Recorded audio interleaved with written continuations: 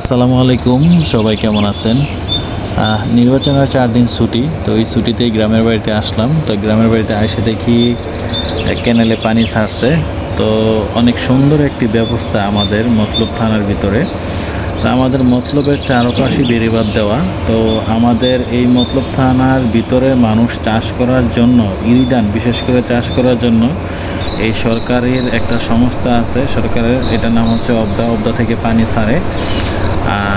তো এই পানিটা অনেক ফ্রেশ, নদীর পানি টাইনা ভিতরে দিতেছে, মানে নদীর পানিটা টাইনা ডাইরেক্ট ভিতরে দিচ্ছে মতলব থানার ভিতরে। আবার এটার একটা গুণাগুণ আছে, যখন বন্যা হবে বা বেড়িবাঁধ সুইটা যদি কখনো বন্যায় প্লাবিত হয়ে যায়, তাহলে এই ড্রেনের মাধ্যমে পানিটা আবার বের করে দেওয়া যায়। অনেক সুন্দর একটা সিস্টেম। এই যে এখান দিয়ে আবার পানি ওই যে ওইখানে যাইতেছে। তো পুরা মতলব থানার ভিতরে এই সিস্টেমটা করা।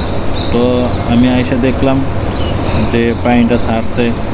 আমার গ্রামের বাসায় বলে ক্যানেল, আর এটা ক্যানেলে অনেকে হয়তো বুঝবে না, হয়তো অনেকে ড্রেন পেলে বুঝবে, বা এটা খালের মতো, কিন্তু অনেক ফ্রেশ পানি নদীর, কোনো ভেজাল নাই এই পানিতে ইরিধান চাষ করার জন্য।